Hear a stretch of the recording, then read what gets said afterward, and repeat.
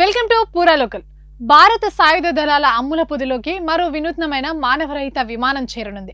Solar defence and aerospace limited రూపొందించిన Rudrastra యుఏవిని ప్రోకాన్ firing range లో విజయవంతంగా పరీక్షించారు. ఇది hybrid vertical takeoff and landing శ్రేణులోకి వస్తుంది. ఎక్కువసేపు గగనతలంలో ఉంటూ లక్ష్యంపై ఖచ్చితత్వంతో దాడి చేసేందుకు దీన్ని ఉపయోగిస్తారు.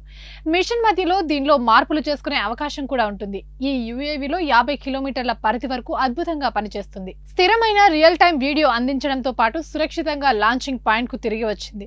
లక్ష్యంపై చక్కర్లు కొట్టడం కూడా కలుపుకుంటే దీని రేంజ్ 170 కిలోమీటర్లు. ఇది గంటన్నర సేపు నిరంతరాయంగా ఆకాశంలో ప్రయాణించింది. ఈ పరీక్షలో లక్ష్యంపై అత్యంత ఖచ్చితత్వంతో యాంటీ పర్సనల్ వార్ హెడ్స్ ను ప్రయోగించింది. అది భూమికి అత్యంత సమీపంలోకి వచ్చాక వార్ హెడ్ ను పేల్చేసింది. నిర్దేశించిన ప్రయాణాలను అది అందుకుంది.